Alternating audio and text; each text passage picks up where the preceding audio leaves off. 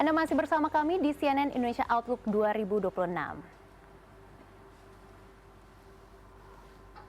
Wilayah Indonesia bagian timur menjadi kawasan pertama di Indonesia yang akan memasuki tahun baru, dan perayaan di wilayah ini juga berlangsung 2 jam lebih cepat dari wilayah Indonesia bagian barat seperti wilayah Sumatera dan Pulau Jawa, dan 1 jam lebih cepat dari wilayah Indonesia bagian tengah seperti Bali, Kalimantan, dan Sulawesi. Dan tentunya Iqbal, ketika Jakarta masih diselimuti suasana untuk menunggu tengah malam atau tepatnya pukul 00 ya Iqbal. Nah, seperti halnya persiapan bakar-bakar ayam, ikan, dan lain-lain. Nah, beberapa kota di Papua dan Maluku saat lagi juga akan memulai lembaran tahun yang baru. Oke, berarti ini artinya bahwa sekitar 16 menit lagi untuk wilayah Indonesia bagian timur akan memasuki tahun yang baru, yakni tahun 2026. Lebih cepat 2 jam dibandingkan dengan wilayah Indonesia bagian barat, termasuk halnya Jakarta dan juga wilayah Sumatera. Tetapi sebelum kita untuk mengetahui terlebih lebih dalam lagi terkait dengan bagaimana perayaan Tahun Baru 2026 di Papua, kami telah mengundang nih, ada orang-orang spesial yang ada di antara kami, di antara saya dan juga Maggie, yakni koresponden CNN Indonesia yang tentunya ini memiliki memiliki pengalaman dan juga isu-isu khusus begitu ya terkait dengan apa yang terjadi selama ini, mulai dari lingkungan, otomotif, lalu apalagi ada kecerdasan buatan, sampai juga ada lagi Maggie olahraga. Dan tentunya langsung saja kita sapa-sapa dan juga kita perkenalkan siapa aja Maggie. Baik, betul sekali Iqbal. Kita langsung saja perkenalkan koresponden isu iklim dan lingkungan hidup, Yogi Tujuliarto. Terima kasih sudah datang ke studio kami. Selalu kita ketemunya di layar ya, Mas Yogi. Dan ada juga koresponden isu olahraga, Erlangga Wisnuaji. Halo Maggie. Sudah keliling dunia ya, Mas Erlangga? Lumayan. Iya, lumayan. Baru pulang dari ini, Bangkok, Thailand. Baik, langsung saja kita perkenalkan lagi. Ada koresponden isu kecerdasan buatan, Artificial Intelligence, yang seperti Anderson Cooper, Roni Satria. Dengan highlight di kepalanya. Dan selanjutnya juga ada koresponden isu otomotif, Albi Pratama. Halo, selamat malam Maggie dan juga Iqbal. Baik, selamat malam. Selamat malam semuanya, terima kasih loh sudah meluangkan waktunya di studio. Dan juga ini kan tahun baru, seharusnya kumpul sama keluarga, sama teman-teman untuk merayakannya. Tetapi karena ya bagian dari kita juga untuk merayakannya di studio bersama Anda juga pemirsa, tentunya mereka hadir di sini untuk berbagi cerita terkait dengan pengalaman mereka dalam berbagai liputan. Tetapi walau begitu, kita seperti janji kami tadi, kami akan mengajak Anda ke Papua untuk melihat bagaimana suasana terkini. Bagaimana suasana terkini di Papua terkait dengan pergantian tahun 2026 ini. Langsung saja kita sapa, sudah ada Bang Ari Agus yang ada di sana di Manokwari ya kalau saya tidak salah ini ya. Halo, Sentani, sorry. Ada Bang Ari, ini bagaimana suasana di sana menjelang malam tahun baru? Karena informasi yang kami dapatkan bahwa di sana katanya nggak boleh ada perayaan yang besar-besar tuh. Baik Iqbal, Maggie, dan teman-teman koresponden lain yang saat ini berada di studio. Saat ini saya berada di kawasan Bandara Sentani, Kabupaten Jayapura. Memang benar apa yang dikatakan Iqbal, bahwa dalam perayaan Tahun Baru di Papua saat ini tidak diperbolehkan adanya acara ataupun pesta-pesta besar, karena ada himbauan dari Kapolda Papua, Irjen Pol Patrick Rudolf Renwarin, bahwa untuk perayaan-perayaan itu tidak diperkenankan karena sebagai bentuk empati kepada saudara-saudara yang saat ini sedang menghadapi bencana di Pulau Sumatera dan Aceh. Kurang lebih seperti itu. Berarti di sana sepi sekali ya, tetapi kalau dari masyarakat sendiri, apa yang mereka lakukan di tahun baru biasanya? Bukannya mungkin ada kumpul-kumpul bersama keluarga, bakar-bakaran. Kalau biasanya kan secara umum kita ada bakar-bakaran ayam, ikan, dan lain sebagainya ya di rumah begitu, tiup trompet. Tapi di sana bagaimana? Kita di kantor. Oh, itu di kantor. Di Sentani bagaimana? Kalau untuk tahun-tahun sebelumnya mungkin sama seperti di daerah-daerah lain di Indonesia. Namun karena saat ini ada himbauan seperti itu, maka Saat ini warga kebanyakan hanya berkumpul bersama keluarga, berdoa, beribadah, dan juga saling bertukar, memberikan apa yang akan mereka capai di tahun 2026 mendatang. Kurang lebih seperti itu. Baik, baik. Tapi kalau soal keamanan di sana bagaimana? Aman-aman saja kah atau ada sesuatu hal yang bagaimana, silakan? Situasi di Kota Sentani, Kabupaten Jayapura saat ini terbilang kondusif tanpa ada gangguan apapun. Nah, hanya saja memang di jelang pergantian tahun baru ini kondisi jalan di jalan raya, khususnya di jalan raya cukup ramai, padat, tapi tetap lancar, masih bisa orang berlalu lalang. Kurang lebih seperti itu. Oke. Baik, Ari, apakah memang di sana ada acara khusus yang digelar oleh pemerintah daerah setempat? Seperti di Indonesia juga banyak sekali pemerintah daerah juga akan melakukan acara-acara khusus ya waktu tahun baru begitu. Ya, seperti yang saya sampaikan tadi, karena adanya himbauan untuk tidak membuat acara-acara besar seperti pesta kembang api dan ataupun acara-acara seremonial lain, itu karena seperti tadi, karena sebagai menunjukkan bentuk empati masyarakat Papua kepada korban bencana di Aceh dan Sumatera. Baik, baik. Tapi terakhir ini, Bang Ari, saya penasaran, belakang Anda ini apa? Dan biasanya apakah ada lokasi atau wilayah yang dipusatkan bagi masyarakat di sana untuk kumpul-kumpul atau seperti apa? Karena terlihat sepi sekali ya, agak serem gimana gitu. Kebetulan saat ini saya sedang berada di Bandara Sentani, Kabupaten Jayapura. Hanya saja memang aktivitas penerbangan di Bandara Sentani saat ini memang belum ada penerbangan malam, sehingga memang tampak sepi seperti yang Iqbal tadi bilang, agak serem ya, kurang lebih seperti itu. Untuk tempat-tempat warga berkumpul itu, kalau khususnya di Kabupaten Jayapura, warga biasanya berkumpul kalau pada sore hari mereka lebih sering berkumpul di sekitaran Danau Sentani ataupun pusat-pusat perbelanjaan ataupun di pusat kota. Seperti itu. Oke, baik, Ari Bagus, jurnalis Transmedia yang sudah melaporkannya kepada kami. Terima kasih. Selamat menyambut tahun baru di sana yang tinggal beberapa menit lagi, ini tinggal 9 menit lagi nih, tinggal hitung mundur. Waduh, jadi deg-degan gitu ya. Resolusinya apa nih? Coba resolusi di tahun 2026 apa nih? Harapan untuk tahun barunya seperti apa, Ari? Kalau resolusi saya pribadi, perekonomian di Papua berangsur-angsurlah membaik, tidak seperti tahun 2025 ini. Baik, amin. Banyak yang amin ini, jurnalis kita juga ngamin ini. Amin. Jakarta juga Di ya. Jakarta juga, seluruh Indonesia ya. Baik, baik. Terima kasih sekali lagi. Selamat bertugas kembali dan selamat merayakan tahun baru 2026.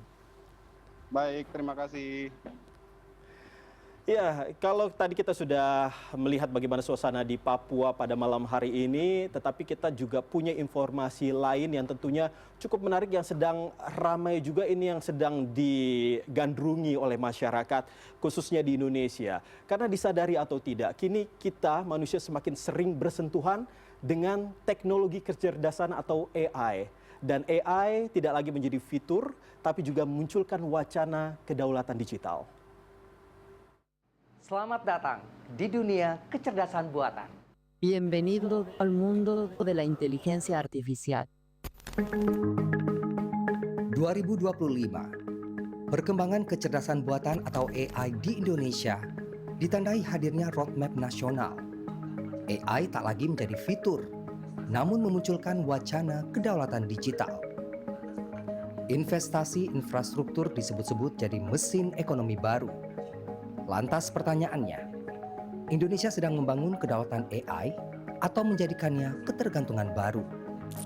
Indonesia menata ulang arah AI lewat white paper yang dibingkai sebagai kedaulatan digital dan daya saing untuk mewujudkan Indonesia Emas 2045.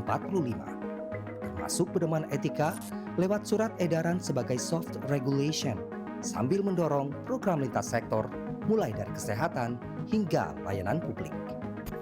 Lalu gelombang investasi lewat data center menjadi tulang punggung dalam kebutuhan AI dan cloud. Lantas siapa yang memegang kendali dalam infrastruktur ini? Di atas kertas, kata-katanya terdengar besar, mulai dari kedaulatan, inklusi, hingga kepemimpinan regional. Tapi di lapangan, kebutuhan AI ditopang oleh hal yang sangat fisik, mulai dari server, listrik, chip, dan cloud yang sebagian besar didatangkan dari jaringan global. Di era AI, yang menentukan bukan siapa yang pakai AI, tapi siapa yang punya infrastruktur dan aturan mainnya. Di ruang redaksi, AI dipakai untuk merangkum dokumen tebal tapi sebagai pijakan riset awal. Nah, seperti ini harus tetap diverifikasi, dicek berulang-ulang, dan yang pasti diuji dengan narasumber. Praktis bukan? Di sektor iklim, AI kerap dijual sebagai solusi, dari prediksi cuaca ekstrim sampai mitigasi bencana. Lantas apakah AI membantu publik mengambil keputusan yang lebih aman? Sudah bersama saya, narasumber Eki Rinaldi, selaku founder Vector Indonesia. Gimana Pak Eki? Dengan bantuan IoT ya, IoT dan AI, kita bisa lebih sering memantau perkembangan agrikultur dan environmental monitoring. Karena kalau yang approach sebelumnya kita harus berdasarkan image satellite ya, yang mungkin dia hanya mengcapture tuh 6 bulan sekali atau setahun sekali. Ya, dengan adanya AI dan IoT kita bisa melakukan monitoring itu menjadi lebih sering. Sementara di sektor kesehatan, AI juga dijanjikan sebagai percepatan layanan. Dari triase sampai dukungan diagnosis, tapi regulasinya masih patchwork. Sementara penggunaannya sudah berjalan. Di sana seorang radiologis sudah memakai text to speech. Jadi tidak lagi mengetik ya, karena itu memakan waktu. Jadi semua impresi dari gambar, baik itu CT scan, MRI atau X-ray, itu dilakukan dengan mic. Sehingga sambil seorang radiologis melihat dari monitor, beliau bisa langsung berbicara ke mic-nya. Selamat datang di dunia kecerdasan buatan. Bienvenido al mundo de la inteligencia artificial. Nah, ini kalimat saya barusan kedengeran begitu meyakinkan dalam bahasa lain. Padahal sama sekali saya nggak bisa bahasa Spanyol. Tapi di tengah hype AI, verifikasi ini menjadi penting dalam dunia jurnalistik khususnya. Apalagi identitas dan juga jejak sumber wajib hukumnya. 3 poin outlook yang dapat dirangkum. Pertama, AI menjadi mesin pertumbuhan bila ditopang aturan main yang jelas dan manfaat yang merata. Kedua, AI jadi pabrik listrik digital, servernya di sini, tapi nilai tambah dan kendali berpotensi terjadi di luar. Dan yang ketiga, kebijakan publik, tekanan masyarakat, serta eksperimen lokal menentukan kemana arah kedaulatan AI Indonesia.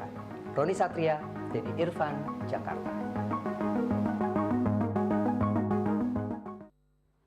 Baik, langsung saja kita ke koresponden teknologi Artificial Intelligence, Roni. Hai. Bagaimana kabar Anda malam ini? Baik, Maggie, Iqbal. Ini kalau pakai AI kayaknya makin pinter begitu ya. Oh.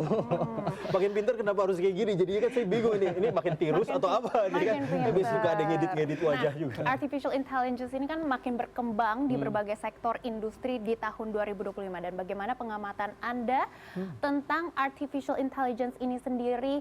Apakah kalau misalnya kita lihat bidang kita aja deh, jurnalisme, seperti apa perkembangannya? Apakah kita akan digantikan oleh AI? Satu ketakutan yang nggak beralasan, asik. Jadi gini, 2025 kalau kita trace back ke 2022 November sebenarnya ya kan, ChatGPT pertama kali rilis. Dan di situ orang langsung kayak dihebohkan karena langsung 100 juta pengguna dalam 2 bulan. Kemudian dengan kemampuan LLM, bahasa chatbot, seperti layaknya kita ngobrol dengan manusia, ya kan. Itu yang membuat ada perubahan yang cukup signifikan dalam beberapa tahun. Nah, 2025 khususnya untuk jurnalisme di Indonesia, kalau saya spesifik langsung, Secara global itu AI sudah digunakan dalam jurnalisme sebanyak 75%. Itu dari data Reuters Institute Digital Report di tahun 2024. Wow, kita sangat mengikuti zaman ya, 75%. Yes, 75%, tetapi hanya 20-25% doang yang secara formal menggunakan di dalam newsroomnya ada guidelines-nya. Standar, kalau kita punya S&P, ya kan, Standard and Practices, kalau mereka guidelines yang khusus untuk AI. Nah, ini yang menjadi acuan sebenarnya bagaimana untuk transparansi dan lain sebagainya. Yang di Indonesia sendiri, kekhawatirannya adalah karena memang sudah dalam beberapa tahun sejak ChatGPT itu ada, jurnalis menggunakan AI dalam keseharian secara individual, tetapi tidak dalam sistem redaksi. Sehingga ketakutan adalah penggunaan diam-diam tanpa transparansi, yang pada akhirnya resiko terjadi halusinasi dan biasnya besar. Itu yang sebenarnya di Outlook 2026 saya juga mungkin ingin mencoba menyampaikan bahwa sebaiknya newsroom sudah mulai atau redaksi di setiap media di Indonesia harus mulai berpikir punya guidelines. Kita sebenarnya punya di 2025 Januari itu Dewan Pers sudah mengeluarkan pedoman, tapi bentukannya bukan regulation, itu bentuk pedoman saja untuk mengajak kita supaya transparan dalam menggunakan AI, batasannya di mana dan lain sebagainya. Dan sejak itu sebenarnya udah banyak orang, oh oke, bisa ya, tetapi kan pada taraf mana, kemudian bentuk output apa, gitu ya kan, karena mindsetnya orang menggunakan AI taunya shortcut, bahwa yang dipentingkan dalam penggunaan AI dalam jurnalisme itu adalah di akuntabilitasnya. Seberapa dampak dari penggunaan AI-nya dan akuntabilitas kepada publiknya. Karena harga yang kita pertaruhkan itu trust. Mungkin sesama koresponden kita aware banget kalau bikin naskah, kalau nggak verifikasi berulang-ulang bahayanya, oh my God. Nah itu menarik sekali berbicara soal fake news begitu ya. Karena beberapa waktu yang lalu juga kita sempat ramai begitu di media sosial soal Bu Sri Mulyani, mantan Menteri Keuangan, yang pada saat itu yang mengatakan bahwa guru itu adalah beban negara. Nah itu juga sempat ramai. Mungkin dari Anda mungkin masih ada yang bertanya-tanya lagi, ini yang mana begitu ya? Mungkin saking banyaknya informasi yang masuk ke ruang informasi Anda, akhirnya sudah lupa begitu ya. Kita akan lihat kembali bagaimana deepfake itu bisa mengenai seorang Bu Sri Mulyani. Kita lihat sama-sama berikut ini. Guru itu beban negara. Banyak di media sosial saya selalu mengatakan, oh menjadi dosen atau menjadi guru tidak dihargai karena gajinya nggak besar. Ini juga salah satu tantangan bagi keuangan negara. Apakah semuanya harus keuangan negara ataukah ada partisipasi dari masyarakat? Oke, nah ini karena kita kan langsung mengetahui di situ komen-komen netizen itu langsung menyerang Bu Sri Mulyani, apalah segala macam begitu, yang akhirnya membuat Bu Sri Mulyani akhirnya tersudutkan dan memberikan klarifikasi bahwa itu adalah deepfake begitu. Nah, apakah memang seseram itu, seberbahaya itu dan juga sesusah itu membedakan antara yang deepfake dan juga yang benar-benar asli? Bal, konteks informasi saat ini itu kan sudah bercampur dengan noise. Dan informasi itu sekarang, kalau dulu kita taunya seeing is believing. Apa yang kita lihat, itu yang kita percaya. Tapi sekarang udah ada konteks di belakang yang kita lihat. Dan kita harus verify itu. Nah, di situ tugas jurnalis yang memang tidak bisa digantikan oleh si mesin ini. Even though deepfake ini bisa di-create, di-generate dengan pakai, kalau tadi yang deepfake yang Sri Mulyani ini adalah penggunaan teknik sintesis media, yang itu dia udah terstruktur, itu kan masuk kategorinya disinformasi ya, hoax yang disiapkan sedemikian rupa, menggunakan wajah publik, kemudian level emosional yang dekat dengan masyarakat karena saat itu omongan soal ekonomi dan lain sebagainya, sehingga ketika itu disebarkan itu sangat mudah untuk di engage oleh orang. Nah, ketika kita sebagai jurnalis melakukan verifikasi dengan menggunakan AI, itu kita hanya menggunakan sebagai mesin probabilitas. Mesin probabilitas ya. Jurnalis itu adalah disiplin akuntabilitas. Jadi dua beda yang harus dipisahkan.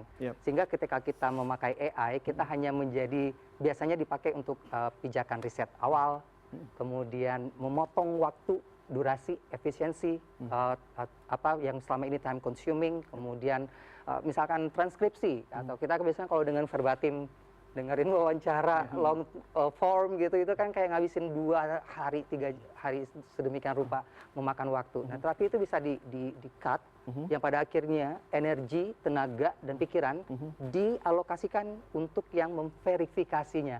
Jadi kalau yang di luar secara global, media-media di luar itu mereka meng-cut yang potongan-potongan yang repetitif tadi, yang mekanis tadi, kemudian dialokasiin gaya berpikirnya untuk verifikasi yang jadi space-nya dikasih ruang lagi. Sehingga justru di AI ini akan jadi nge-enhance kerja kita. Sehingga kalau misalkan kita pakai AI hanya untuk mencari probabilitas tadi, disiplin akuntabilitasnya kita, ruangnya kita perlebar, yang pada akhirnya justru hasilnya akan enhance. Baik, tadi Roni juga menyebut terkait dengan guidelines ya dan SNP begitu ya. Apakah Anda juga ada masukan untuk pemerintah terkait dengan regulasi artificial intelligence sendiri untuk di Indonesia? Oke, this is actually my personal concern. Silakan. Yang memang sebaiknya memang dimulai dari situ. Media, newsroom harus punya guideline sendiri.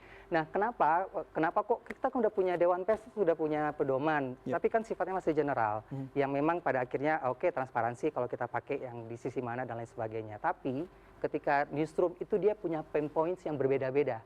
Secara internal kita punya challenge.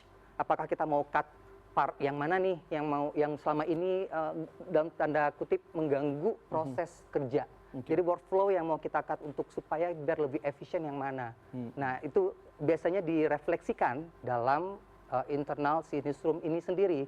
Dari start dari pain points tadi barulah guidelines-nya itu bisa ketahuan. Sehingga kenapa kalau kita misalkan melihat ada di Philippines, Rappler punya guidelines, tidak bisa kita adopsi serta-merta begitu aja. New York Times mereka sudah punya dan lain sebagainya. CNN internasional bahkan juga punya. Dan kita tidak bisa adopsi sebegitu langsung gitu. Karena kita belum tentu apa yang menjadi pain points mereka sama dengan yang kita rasakan. Sehingga kita harus reflect ke dalam, melihat yang mana yang harus kita perbaiki. Yang pasti benar tadi kalau yang dikatakan Maggie menggantikan mungkin tidak, tetapi restructuring itu mungkin terjadi. Oke, ini menarik sekali ya. Tetapi ngomong-ngomong soal penggunaan AI dan segala macam, ini kan sudah merambah ke semua kalangan begitu ya. Tapi ini ngomong-ngomong ini Mas Yogi, terus ada Mas Angga dan juga Albi ini sudah pakai itu juga dalam peliputan. Atau bagaimana kalau Albi? Kalau saya sendiri memang AI seperti yang dikatakan oleh Roni Satria tadi, bahwa AI itu mempermudah dan mempercepat waktu, tapi waktu lebihnya, energi lebihnya itu bisa kita pakai untuk memverifikasi ulang ataupun membuat hal yang lebih concern untuk bisa dinikmati oleh penonton kita atau masyarakat yang membutuhkan informasi tersebut. Dan bahkan AI sendiri untuk di bidang kita yang otomotif juga sudah masuk ke ranah tersebut. Kayak misalnya ada autonomous parking, jadi parkir udah bisa otomatis sendiri tanpa harus dikemudikan secara langsung. Jadi kayak ini mobil lagi disetirin sama makhluk gaib apa gimana gitu ya. Agak seru. Ya, jadi memang AI itu udah masuk ke hampir semua bidang ataupun ranah yang kita temui sehari-hari sih. Kurang lebih seperti itu. Bahkan sport dan juga iklim. Nah, itu bagaimana? Kalau sport juga seperti itu ya, sama ya? Kalau saya sih karena tergolong old school ya. Jadi AI itu kayak barang baru buat saya, mungkin beda sama Roni sama Albi gitu. Cuman kadang-kadang kalau misalnya untuk riset, oke lah kita pakai AI ChatGPT itu AI juga kan Ron ya. Tapi kadang-kadang kan sekarang nih ChatGPT itu kadang-kadang bikin naskah TV pun dia bisa gitu. Kita tinggal kasih promptnya, tolong bikin naskah soal ini ABC, poinnya ABC. Dia bisa bikin naskah TV yang mestinya itu kerjaan gue gitu. Nah, kalau saya nih sebagai yang tergolong old school nih Ron ya, kadang-kadang wah nggak bisa, gue nggak boleh kalah pinter sama dia, gue nggak mau tanya lu, gue bikin dulu gitu. Kalau gue sih lebih menggunakan AI, iya membantu untuk riset-riset atau mungkin data-data yang kayak tadi misalnya contoh, kira-kira siapa nih skuad Piala Thomas kita, pemain di Piala Thomas tahun depan nih. Si ChatGPT itu dia bisa nanya balik ke kita, lo mau gue bikinin squadnya berdasarkan ranking sekarang. Sebenarnya kan itu bisa kita lakukan via riset kan, kita tinggal buka BWF, ranking pemain kita siapa aja, kita bisa bikin sendiri. Tapi bener kata Roni, dengan nyuruh si ChatGPT itu kita menyingkat waktu, dia udah bisa merangkum sendiri. Tapi kalau saya sih kalau untuk naskah ya, kalau untuk riset oke, cuma kalau untuk naskah dari sendiri nggak deh, kayak gue harus Rasanya pakai beda. iya Iya, rasanya, rasanya ya kayaknya feel-nya, benar. gue mau pakai bahasa gue sendiri gitu. Human sense ya. Nggak tahu ya, kayaknya kurang puas aja gitu. Oke. Kalau ditambahin dikit, dia memang bukan jadi klaim kebenaran, tetapi setiap kita yang human ini yang menjadi yang punya judgment-nya.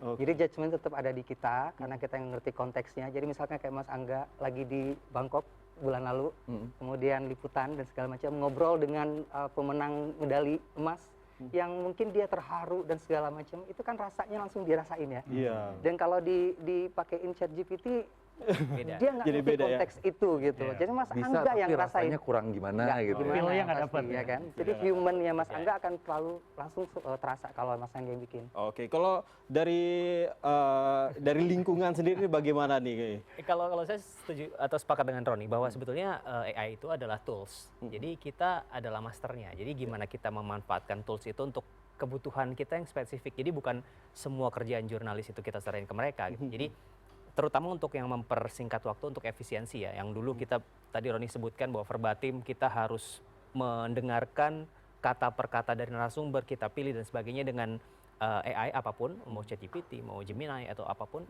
itu bisa cepat. Atau ketika audio dimasukkan, sudah ada skripnya, kita tinggal pilih mana yang paling cocok dengan naskah kita. Dan yang terakhir atau yang paling penting itu tadi, rasa. Jadi ketika kita, tadi memang benar, kita bisa dengan mudah meminta AI untuk menyusun sebuah naskah, tapi ketika misalnya di bidang lingkungan, ada beberapa seperti lingkungan dekat sekali dengan dampak lingkungan atau bencana dan sebagainya. Kalau kita pakai AI, rasa itu nggak muncul di naskah Ya, itu. itu lagi Jadi ya. memang rasanya Beda begitu ya. Dan ditambahkan juga memang source-nya ini banyak yang dari jurnalis juga yang kita sudah wawancara, kita masukkan ke data-data dan mereka yang mengelola dan mungkin publikasikan ke masyarakat lainnya seperti itu. Oke, tapi ini terakhir nih, pesan dari Mas Roni sendiri terkait dengan AI yang semakin berkembang. Kalau bisa kita katakan ini baru bangun tidur sampai mau tidur lagi, ini kita sangat terkait dengan AI begitu. Ini apa? Ada pesan-pesan khusus nggak terkait dengan positif dan juga negatifnya? Oke, selalu dimanapun namanya teknologi dia punya positif maupun negatif. Dan kalau saya personally melihat kalau setiap ada barang baru ceritanya, kalau saya nggak tahu caranya, saya khawatir ketika ada yang misalkan deepfake tadi, kemudian kita dibombardir dengan informasi yang beresiko terhadap pekerjaan kita justru secara ya kita mengerjakan pekerjaan yang kaitannya dengan informasi. Kalau saya nggak tahu caranya, justru buat saya sebaiknya memang kita harus tahu. Harus gitu. tahu ya. Sebaiknya tahu. Kemudian be skeptis pada awal nggak apa-apa. Skepticism itu diperlukan untuk kehati-hatian. Jadi saat kita memagari diri dulu untuk misalnya kita belum langsung percaya sampai akhirnya kita yang verify berulang-ulang, akhirnya kita tahu caranya untuk bisa mengantisipasi disinformasi ini. Oke, baik. Baik. Tentunya kan memang kadang-kadang juga suka salah begitu ya. Apalagi kalau misalnya kita pakai ChatGPT apa segala macam, terus tiba-tiba nggak sesuai dengan apa yang kita inginkan, kita marah-marahin aja bisa-bisanya nih. Salah. Terus minta maaf bisa ujung-ujungnya minta maaf. Iya, benar sekali. Dan masih banyak topik menarik lainnya. Kita akan bahas kembali CNN Indonesia Outlook 2026 masih akan kembali usai jeda. Tetaplah bersama kami.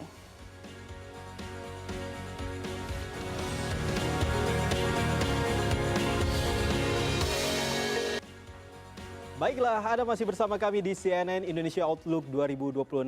Masih bersama kami ada 4 orang koresponden CNN Indonesia yang masing-masing ada yang mengangkat isu lingkungan, ada Mas Yogi, lalu kecerdasan buatan ada Roni, lalu ada isu olahraga Mas Angga dan juga isu otomotif Albi Pratama. Langsung sekarang kalau tadi kita sudah berbincang-bincang soal AI begitu dengan Mas Roni yang ada di sebelah saya ini yang rambutnya seksi sekali nih, pengen deh punya rambut kayak gitu. Nah, sudah ada juga nih Mas Yogi yang bakalan bercerita soal isu lingkungan begitu ya. Nah, ini Mas Yogi, saya sempat melihat gitu beberapa liputan Mas Yogi ada soal soal emas ilegal begitu ya. Tambang emas ilegal di Manokwari, Papua kalau saya tidak salah 3 bulan yang lalu liputan. Lalu juga ada soal kelapa begitu ya, ekspor kelapa. Nah, itu cukup banyak sekali liputan-liputan yang tentunya saya lihat di situ viewersnya juga banyak sekali loh itu untuk yang soal emas-emas itu. Nah, ini kira-kira dari liputan-liputan yang banyak itu dari Mas Yogi, itu kira-kira yang paling berkesan itu seperti apa? Ya kalau kesan sebetulnya tadi saya pinjam istilah Roni, ada yang positif ada yang negatif ya. Kalau positif kita ambil kesan positifnya dengan beberapa topik yang saya angkat tadi, Iqbal sudah sebutkan, ada yang soal tambang emas dan sebagainya, ada juga soal bagaimana kita punya kelapa di Indonesia. Positifnya adalah Indonesia itu kaya. Kita punya banyak sumber daya alam yang di permukaan maupun yang di dalam tanah. Nah, negatifnya adalah saya ketika melihat langsung ke lapangan ya melihat langsung bagaimana kekayaan itu kadang-kadang dimanfaatkan tidak seperti semestinya.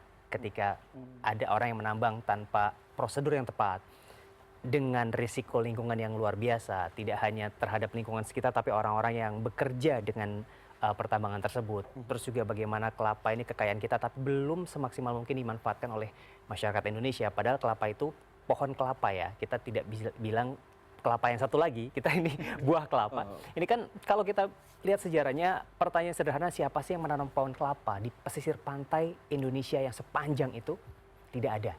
Karena memang itu naturalnya atau endemiknya adalah di pesisir Indonesia. Itu kekayaan kita dan kita masih punya potensi sebesar itu, terus juga termasuk emas kita luar biasa, tapi pengelolaannya, penanganannya, ekstraksinya itu tidak dengan cara yang punya pertimbangan lingkungan yang baik. Artinya ketika saya melihat banyak sekali pelanggaran, tidak hanya di Manokwari. Sebulan mungkin beberapa minggu setelah dari Manokwari saya juga ke Sulawesi, di sana juga saya melihat pertambangan emas ilegal di dekat dengan kota Palu. Itu juga luar biasa bagaimana saya melihat lubang-lubang tambang di bukit-bukit. Risikonya tinggi sekali karena mereka tidak menggunakan alat keamanan yang semestinya, belum lagi potensi pencemaran lingkungan dengan zat-zat kimia yang mereka gunakan, jadi luar biasa. Jadi kesannya positif dan negatif. Kenapa bisa seperti itu? Apa pengawasannya bagaimana? Ya itu dia. Aduh, jadi kalau pengawasan memang dilematis ya. Artinya kita tahu ada bahkan kalau kita tadi saya sempat sebutkan di Palu yang menyebutkan bahwa ini adalah pertambangan rakyat begitu. Tapi pertanyaannya apakah benar ini milik rakyat atau memang rakyat sebagai kedok? Jadi banyak sekali hal di sini yang memang tricky lah. Ibaratnya sensitif dibicarakan. Lalu juga kalau kita ke sana mungkin kalau kita tidak tahu atau mungkin orang awam saja melihat sepertinya ini bukan dilakukan oleh orang yang biasa saja, bukan masyarakat, karena kita melihat ada alat berat di sana, kita melihat dengan betapa besarnya seperti yang tadi di Manokwari gitu, dalam sekali. Jadi dari kota Manokwari ke lokasi itu kita sekitar 8 jam lah perjalanan, itu jalurnya berbukit-bukit ya, dengan kondisi yang di dalam dan sudah luar biasa hancur di dalamnya. Tidak mungkin itu dilakukan hanya dengan tangan atau tradisional. Jadi ada keterlibatan alat yang canggih dan juga modal yang besar. Jadi ini mungkin harus diawasi bersama ya, karena masalah lingkungan ini tidak hanya soal pertambangan, tidak hanya soal perkebunan ataupun bencana. Ini tidak bisa diselesaikan oleh satu pihak dan tidak bisa diselesaikan hanya dalam waktu 1 hari, 1 minggu, 1 tahun. Ini butuh perencanaan yang matang lah, jangka panjang. Gitu. Perencanaan seperti apa? Solusi seperti apa yang kalau solusi sebenarnya ini jadi serius semua ya. Kalau solusi lagi bencana ini kan. Iya.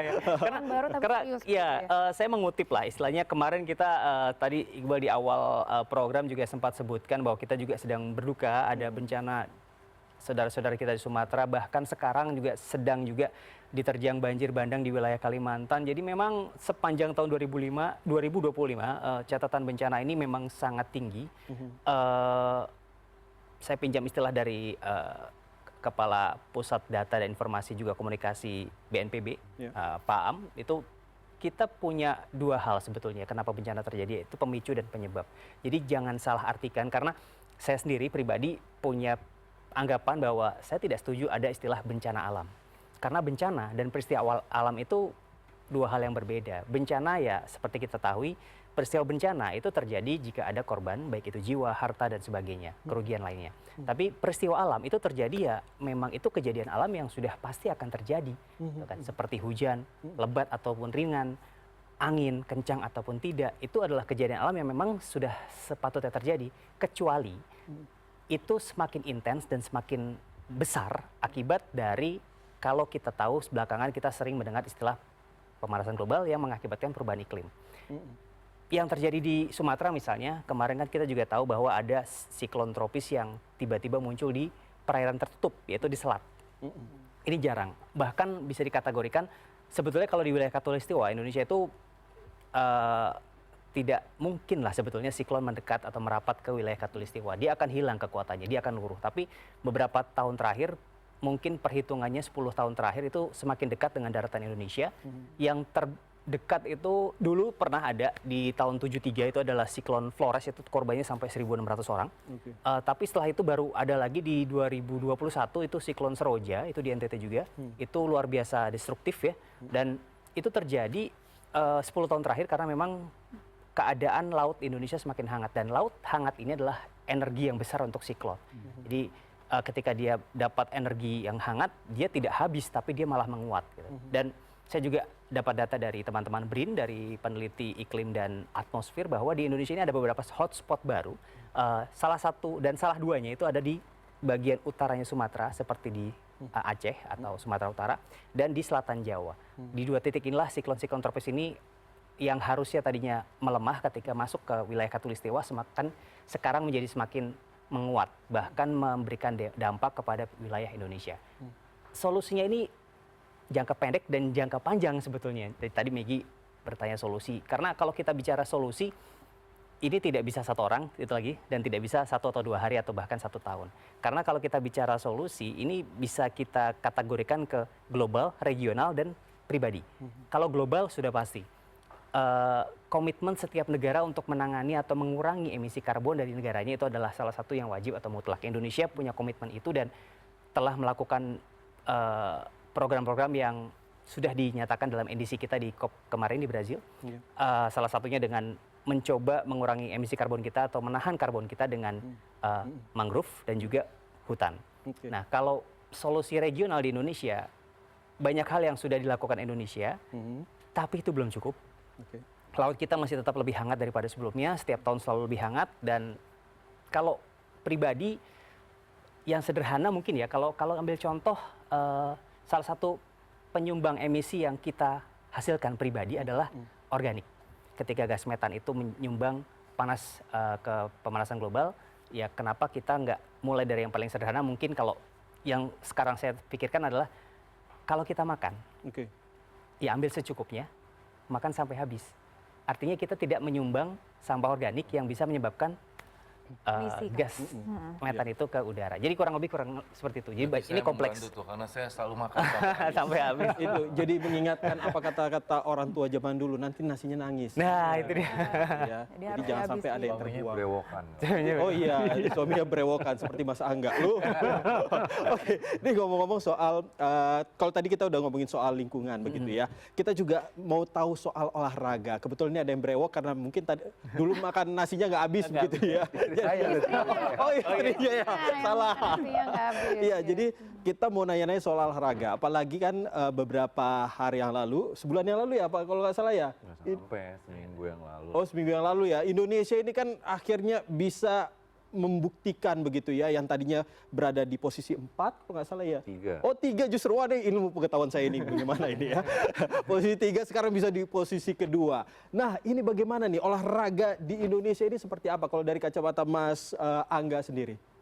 Ya kalau kita tadi Iqbal nyebutin SEA Games ya, SEA Games 2025 kemarin memang atlet-atlet kita tuh bisa melebihi target yang diberikan Kemenpora, karena sebelum SEA Games ini berlangsung, target yang diberikan Kemenpora kan kita ditargetkan bisa meraih 80-an medali emas dan bisa duduk di peringkat menyamai di prestasi di SEA Games Kamboja 2023 di peringkat 3. Tapi kenyataannya di Bangkok kemarin atlet-atlet kita luar biasa bisa meraih 91 medali emas dan duduk di peringkat kedua. Dan tapi bagi saya catatan di SEA Games 2025 ini adalah hal positifnya adalah beberapa cabang olahraga yang menjadi juara umum atau pengumpul medali terbanyak itu memang cabang olahraga unggulan. Sebut saja misalnya atletik, salah satu cabang olahraga yang menjadi pengumpul medali terbanyak dengan 9 medali emas. Kemudian ada rekor SEA Games juga yang terpecahkan lewat Diva Renata Jayadi di nomor lompat galah. Kemudian dari cabang olahraga penyumbang medali emas di Olimpiade Paris 2024 kemarin, di angkat besi ini juga lifter kita Rizky Juniansyah ini juga sebenarnya kan kalau Rizky kelasnya udah dunia. Paris 2024 emas ya. Di SEA Games ini dia kembali membuktikan meraih medali emas di nomor 79 kg, tapi juga dia mencetak 2 rekor dunia di clean and jerk dan total angkatan. Ini prestasi bagus kan. Rahmat Erwin Abdullah, kompatriotnya, juga meraih medali emas di kelas 88 kg. Itu kalau kita ngomong angkat besi ya. Kemudian dari speed climbing, ini juga kalau selama ini kita kan menganggap bahwa speed climbing itu kita hanya kuat di nomor speed. Karena kemarin kan di Paris juga emas Indonesia juga diraih dari sport climbing di nomor speed.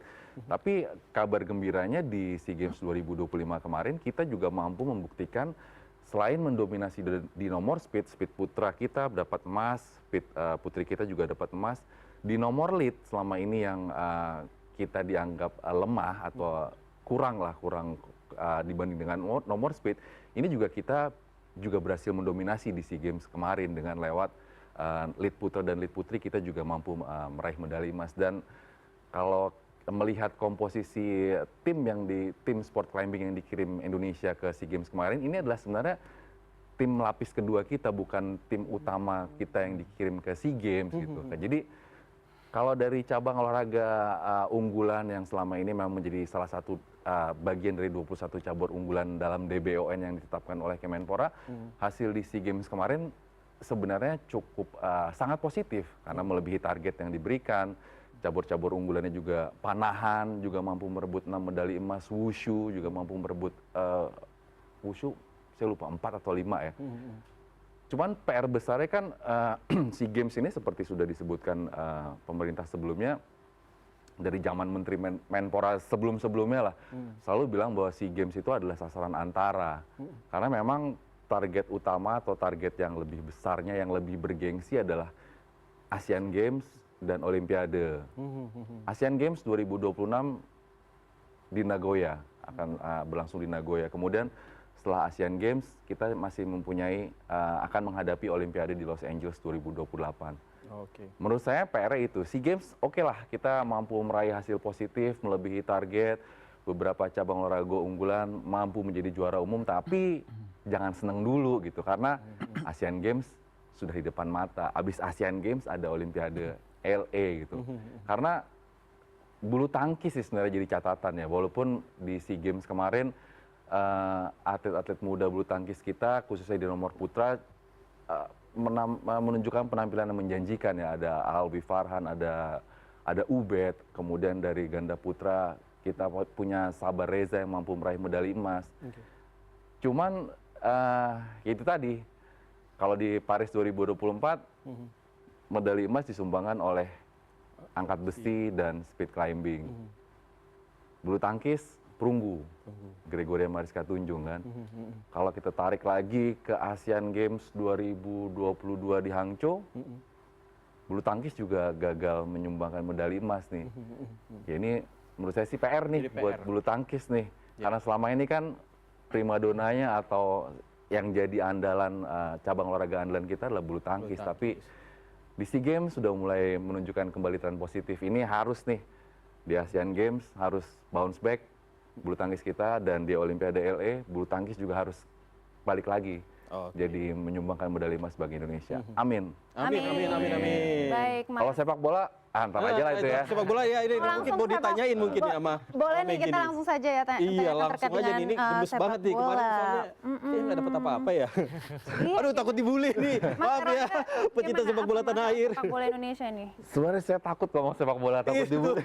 Maaf. Iya, sepak bola iya agak di luar ekspektasi sih ya, karena kan kita timnas U23 kita tampil di Bangkok kemarin statusnya sebagai juara bertahan loh.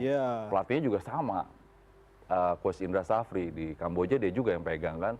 Kalau ngelihat squad kita yang tampil, wah mentereng. Ada pemain-pemain yang tampil di liga luar, pemain-pemain apa istilahnya kalau naturalisasi apa sekarang bahasanya?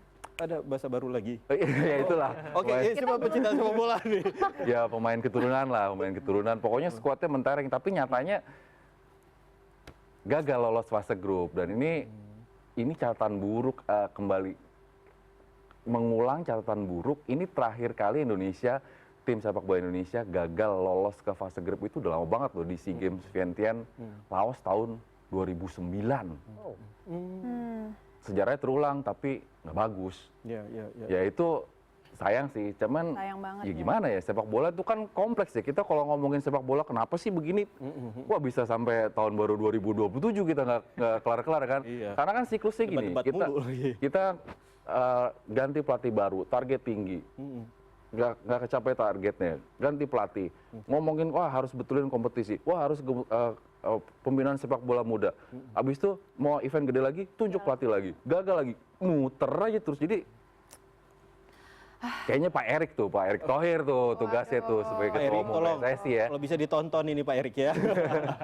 Tapi kalau dari dari Roni atau Albi, mungkin Roni juga ini bagaimana nih melihat persepak bolaan tanah air? Termasuk pecinta sepak bola? Atau mungkin harapannya? Atau harapannya begitu ya? Saya lebih ke badminton sebenarnya. Oh, sama Ekspektasinya badminton.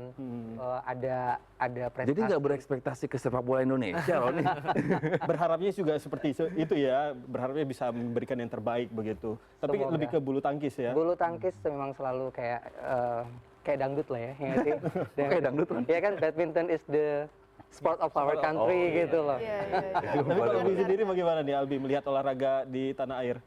Olahraga di tanah air memang lebih fokus, kalau secara pribadi, Iqbal, kalau saya sendiri lebih fokus ke olahraga balap sebenarnya. Jadi kayak buat road race segala macam, terus juga untuk drifting ini lagi berkembang dan mencetak banyak prestasi sebenarnya. Tapi ya memang belum dimasukkan atau dikategorikan ke beberapa cabang olahraga yang mungkin ada di SEA Games, Asian Games. Ya harapannya prestasi-prestasi di ajang motorsport ya bisa kita bilang, khususnya untuk otomotif yang berdekatan dengan olahraga ya bisa terus serta juga ke SEA Games, Asian Games yang nanti mungkin bisa diliput sama Mas Erlangga Wisnuaji ini sekalian. Amin. Kalau Mas Yogi sendiri bagaimana nih melihat? Mungkin harapannya untuk Saya dunia olahraga. sama kayak Mas Erlangga, nunggu sepak bola kita dapat medali dan piala aja. Amin. Semuanya diaminkan ini ya, semoga bisa menjadi yang terbaik 2026. begitu nantinya. Iya. Oke. Maggie? Langsung saja tadi ya, kita sudah dengar Albi juga sudah ngomongin tentang mobil otomotif. Bagaimana pandangan otomotif Indonesia ini? Sekarang lagi banyak ya EV, electrical vehicle. Bagaimana pandangan Anda terkait dengan EV sekarang ini? Oke Maggie, kalau misalnya kita lihat Kaleidoskop 2025 dulu ya, kalau misalnya Maggie, Iqbal ataupun teman-teman semua ngelihat di jalan raya nih, khususnya di Jabodetabek, kita ngelihat banyak banget mobil-mobil yang pakai plat nomor putih tapi ada list birunya. Iya. Ya, itu pasti udah banyak banget sekarang ya kan. Nah itu adalah mobil-mobil yang sudah menggunakan energi listrik.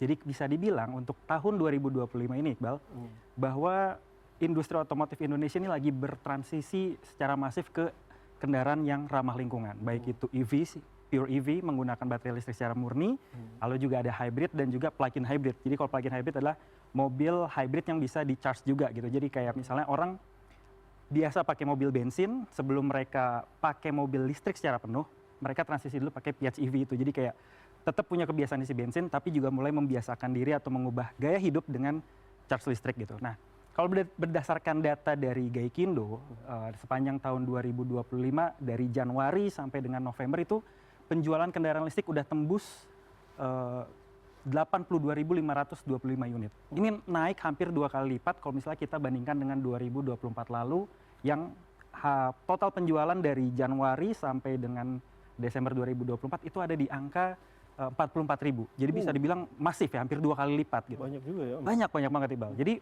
kalau ditanya apa sih faktornya yang membuat EV ini makin digemari sama masyarakat tuh banyak hal gitu. Mulai dari euforia dan juga istilahnya kalau anak zaman sekarang tuh FOMO ya. FOMO jadi kayak gimana sih rasa ataupun sensasi naik mobil listrik gitu kan, katakan nggak ada suara, ramah lingkungan, biayanya murah.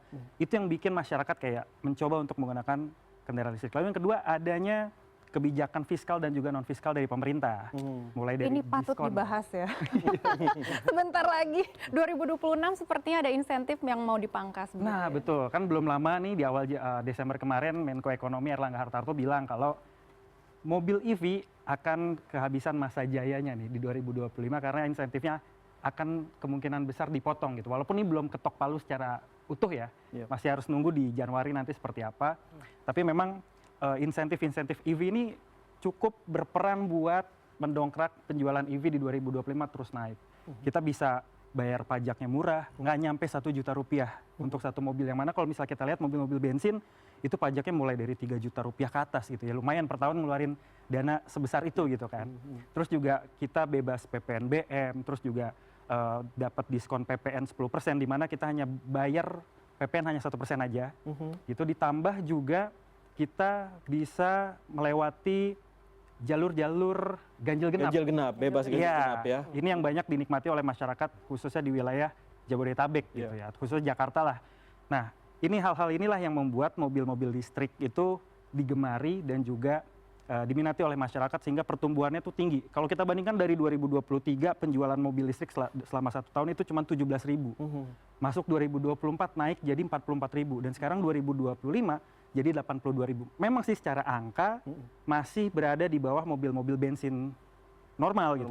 Tapi kita lihat angkanya terus tumbuh gitu. Nah, ini dengan adanya kebijakan dari pemerintah yang berencana untuk memangkas atau meniadakan insentif mobil EV di tahun 2026, ya mungkin akan ada pengaruh lagi nih nanti di 2026 karena pemerintah katanya mau fokus bikin mobil nasional kayak gitu. Jadi mungkin ini malam ini nggak tahu nih masih bisa nggak nih orang-orang yang pengen menikmati insentif di jam-jam terakhir sebelum kepindahan tahun. Maggie Kalista, silakan. 1,5 jam lagi mungkin kalau mau DP ngalir mobil terus listrik. ya.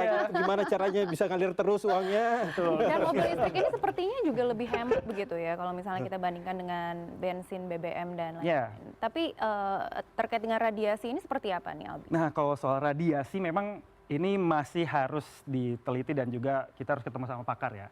Memang ada penelitian bahwa baterai listrik yang besar gitu menimbulkan radiasi yang bisa punya potensi berbahaya buat manusia yang berada di atas mobil tersebut. Gitu. Tapi kemarin saya juga sempat berangkat ke China, ke kota Wuhu yang jadi salah satu kantor pusat brand otomotif asal China, sebut saja Chery yang merupakan BUMD dari China sendiri, punya teknologi untuk menetralisir radiasi itu, Maggie. Jadi seharusnya masyarakat tidak perlu khawatir sih, karena informasi mengenai radiasi segala macam ini juga masih belum bisa dipastikan utuhnya seperti apa gitu, bentuk radiasinya seperti apa, pengaruhnya seperti apa, jadi masih hanya sebatas isu, tapi sejauh ini memang belum ada permasalahan-permasalahan kesehatan yang dialami oleh masyarakat. Ya mungkin jangka panjang bisa aja gitu, tapi sampai sekarang memang belum ada penelitian lebih mendalam soal pengaruh radiasi dari baterai listrik. Nah, cuman kalau misalnya kita concern kepada otomotifnya lagi, memang tahun 2025 sampai dengan 2026 ini masih akan menjadi fase transisi mobil-mobil yang akan mengarah kepada energi bersih gitu ya, misalnya sumber listriknya seperti apa, terus juga rendah emisi gitu. Jadi mungkin mobil EV, hybrid dan juga PHEV akan terus tumbuh di 2026. Bahkan kalau kita outlook 2026 nih Iqbal dan juga Maggie, akan ada satu teknologi powertrain baru yang hadir di Indonesia. Jadi sebelumnya udah ada ICE, internal combustion engine ya, mobil bensin biasa. Lalu juga ada EV yang baterai listrik murni, ada hybrid dan juga plug-in hybrid yang mobil bensin ditambahkan motor listrik untuk kolaborasi gitu ya, combining. Nah, yang terakhir ada REEV, jadi Range Extended Electric Vehicle. Jadi mobil listrik yang ditambahkan mesin bensin sebagai generator supaya jangkauannya lebih jauh. Jadi fungsinya mirip sama mobil hybrid, tapi kebalikannya kayak gitu. Jadi masyarakat yang bisa pakai mobil listrik bisa sekaligus isi bensin buat menambah jangkauan yang dari tadinya 500 km sekali charge ini bisa sampai 1000 km. Perjalanan lebih jauh, emisi juga lebih rendah. Kayak gitu. Albi, tadi sempat Albi mengatakan bahwa penjualan mobil EV ini sampai 40-an ribu begitu ya. Ini menarik. Ketika Albi mengatakan seperti itu seolah-olah kita beranggapan bahwa seperti ini penjualan mobil di Indonesia itu luar biasa sekali ya. Tetapi kalau Anda mungkin sering browsing begitu, ada informasi bahwa penjualan mobil di Indonesia itu kalah jauh dibandingkan dengan Malaysia. Ini bagaimana? Apa betul itu? Ya, di 2 tahun terakhir ini penjualan otomotif atau khususnya industri otomotif Indonesia kalah telak dari Malaysia. Dan ini pertama kalinya dalam sejarah, Iqbal. Karena beberapa tahun kemarin Indonesia selalu berada nomor 1 di ASEAN ya. Kita selalu lebih tinggi dari Malaysia, kita selalu lebih tinggi dari Thailand. Yang dimana 3 negara ini tuh jadi produsen sekaligus konsumen terbesar untuk produk otomotif di wilayah ASEAN gitu. Nah, ada banyak faktor sih memang Iqbal yang mempengaruhi kenapa kita kalah gitu. Yang pertama adalah kelesuan ekonomi yang ada kan. Jadi kayak kita merasakan semua di 2024 pasca Covid itu ekonomi lagi berat-beratnya. Ternyata masih berlanjut nih sampai 2025. Dan untuk masyarakat di Indonesia jumlahnya kan hampir 300 juta. Malaysia sekitar 23 juta atau 30 juta penduduknya. Jadi kalau secara skala berbanding, mereka penjualan di tahun 2024 tembus 800.000, sedangkan kita cuma 700.000. Di mana kita biasanya di atas 1 juta penjualan dan juga produktivitas kendaraan di tanah air gitu. Jadi ya banyak faktor mulai dari kebijakan pemerintah, lalu juga kelesuan ekonomi, daya beli masyarakat yang menurun. Ya semoga sih di tahun 2026 nanti ekonomi bisa bangkit dan pemerintah punya formula untuk bisa membuat regulasi yang apa ya, pro sama masyarakat untuk bisa membeli kendaraan yang terjangkau, ramah lingkungan, dan harapannya ya dengan keberadaan mobil nasional yang lagi dicanangkan itu. Kalau saya harapannya bukan itu. Apa nih? Pemerintah bikin transportasi umum yang memadai. Benar. Beda boleh kan? Murah dan sebagainya. Awas lah. Benar. Kota besar tapi ya lebih enak ya. Tapi sekarang ini memang sudah mulai canangkan ya. Bahkan sudah terbukti begitu. Salah satunya untuk di tanggal 1 ya, kalau nggak salah LRT terus juga Transjakarta Rp1. Rp1 itu kan juga menjadi stimulus kita untuk bisa beralih ke transportasi umum. Walaupun kemacetan juga masih di mana-mana begitu ya. Tetap jalan berlubang juga masih, apalagi ini lagi musim hujan. Benar sekali, saya setuju, sepakat. Dan dari dialog kita malam ini juga menunjukkan satu hal, mau itu bicara lingkungan, kecerdasan buatan, atau AI, olahraga sampai otomotif, semuanya juga nyambung ke kehidupan kita sehari-hari. Karena kenapa, Iqbal? Karena semuanya akan menentukan arah pembangunan dan kualitas hidup kita. Peran jurnalis pun jadi krusial, dan bukan hanya menyampaikan informasi tapi juga menjaga nurani publik agar setiap kemajuan tetap berpihak pada manusia dan tentunya berkelanjutan. Terima kasih rekan-rekan semuanya sudah berbincang dengan kami di malam hari ini. Sudah menemani malam tahun baru, pergantian malam tahun baru. Bukan bersama keluarga tetapi bersama kita. Countdown bareng tadi. Oh, boleh nanti ya. Nanti jam 12 nanti kita gabung lagi ya. Kita countdown bareng ya. Kita tunggu ya di studio ya. Jangan kemana-mana. CNN Indonesia Outlook 2026 akan tetap kembali. Tetaplah bersama kami.